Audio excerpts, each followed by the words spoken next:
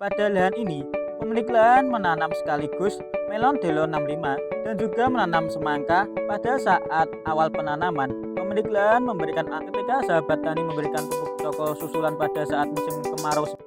Assalamualaikum warahmatullahi wabarakatuh. Kembali lagi di channel Benih Bertani TV, channel yang spesifik membahas tentang edukasi benih berkualitas pilihan petani Indonesia. Bersama saya, Ahmad Sultoni. Baik sahabat tani, saat ini saya sedang berada di lahan yang saya katakan cukuplah menguntungkan, karena pada lahan ini pemilik lahan menanam sekaligus melon dan juga semangkanya. Seperti apa perawatannya? Selengkapnya setelah yang satu ini.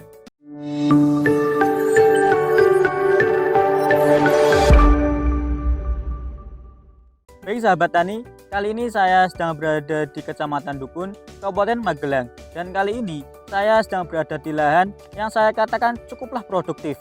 Karena bisa sahabat tani lihat bahwa pada lahan ini pemilik lahan menanam sekaligus melon Delo 65 dan juga menanam semangka Komang 56. Dan bisa sahabat tani lihat bahwa keduanya merupakan tanaman yang sangat rakus akan nutrisi.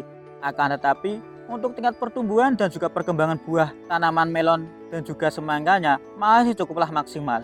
Karena juga perlu sahabat tani ketahui bahwa pemilik lahan menanam tanaman melon dan juga semangka dilakukan sekaligus bertujuan agar pendapatan ataupun penghasilan yang didapatkan pada lahan ini bisa lebih meningkat dibanding ketika pemilik lahan menanam tanaman semangka saja. Karena ketika pemilik lahan hanya menanam tanaman semangka, masih terdapat rongga ataupun beberapa tanah pada lahan ini yang bisa dikatakan menganggur.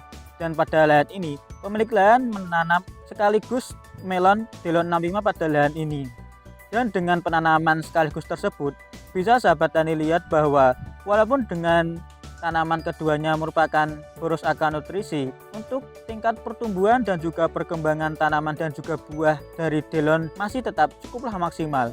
Karena juga perlu sahabat tani ketahui bahwa perawatan yang dilakukan pada lahan ini pada saat awal penanaman, pemilik lahan memberikan asam amino pada lahan ini yang bertujuan agar tanaman saat awal pindah tanam ke lahan ini untuk tingkat stresnya bisa sedikit diminimalisir.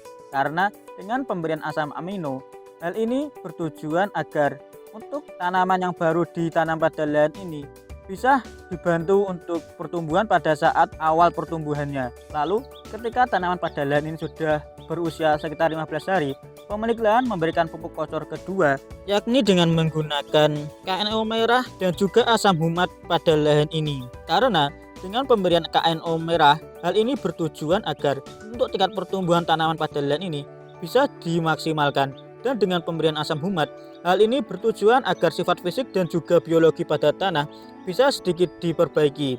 Dan dengan pemberian asam humat pada lahan ini juga bertujuan agar untuk kegemburan tanah pada lahan ini bisa ditingkatkan. Dan juga ketika tanah pada lahan ini bisa sedikit digemburkan, maka untuk akar ataupun pertumbuhan akarnya bisa sedikit leluasa. Lalu pemilik lahan melakukan kocor susulan ketiga pada saat tanaman pada lahan ini sudah berusia sekitar 25 hari setelah tanam. Pemilik lahan memberikan pupuk kocor ketiga dengan nutrisi ataupun pupuk yang sama seperti pengocoran yang kedua. Lalu pemilik lahan memberikan nutrisi susulan selanjutnya saat tanaman pada lahan ini sudah sekitar berusia 45 hari.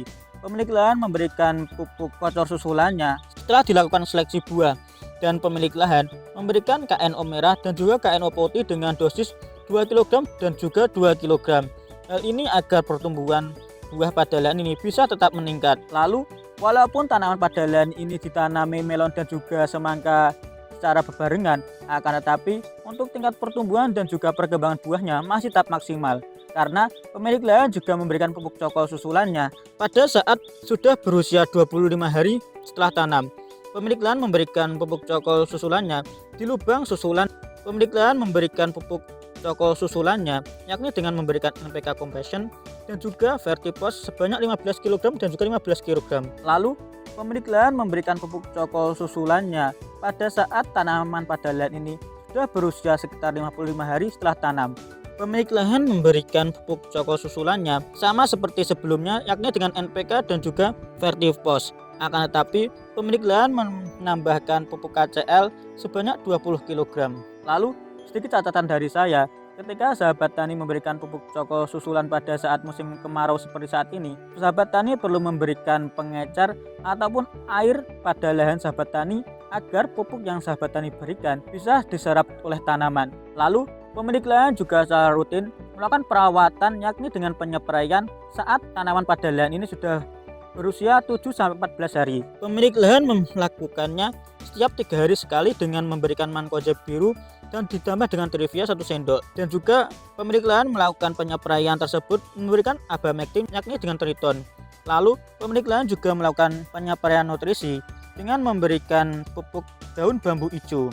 Lalu setelah tanaman pada lahan ini sudah berusia 14 hari, pemilik lahan memberikannya dengan interval yang lebih padat, yakni 2 hari sekali, dengan kandungan ataupun pupuk dan juga insek yang sama seperti sebelumnya. Lalu saat tanaman pada lahan ini sudah berusia sekitar 45 hari, pemilik lahan melakukan spraynya 4 hari sekali, dan pemilik lahan memberikan Mordon Pol pada lahan ini agar daun pada lahan ini tetap hijau dan memberikan insek dan fungi sama seperti perawatan sebelumnya. Dengan perawatan tersebut bisa sahabat tani lihat bahwa untuk tingkat pertumbuhan dan juga perkembangan buah Delon 65 pada lahan ini masih cukuplah baik.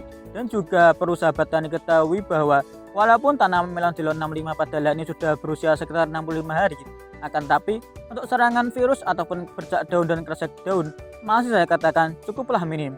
Karena melon Delon 65 ini memiliki karakteristik daunnya yang cukup tebal dibanding dengan varietas lain.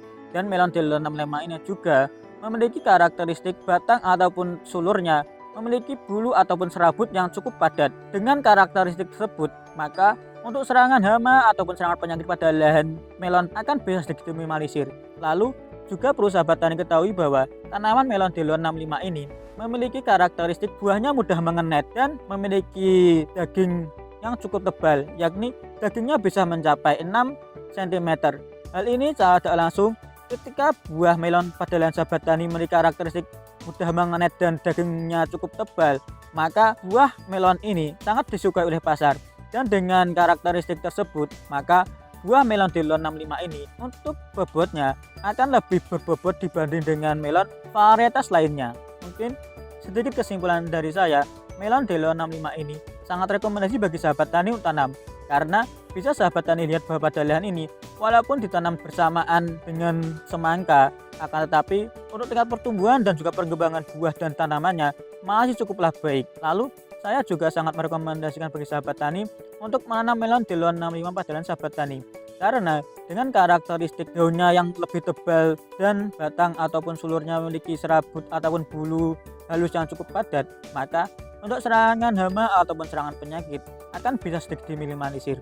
Lalu saya juga sangat merekomendasikan bagi sahabat tani untuk menanam melon Delon 65 pada lahan sahabat tani, karena dengan karakteristik buahnya mudah mengenet dan daging buahnya cukup tebal sekitar 6 cm, maka melon Delon 65 ini sangat disukai oleh pasar.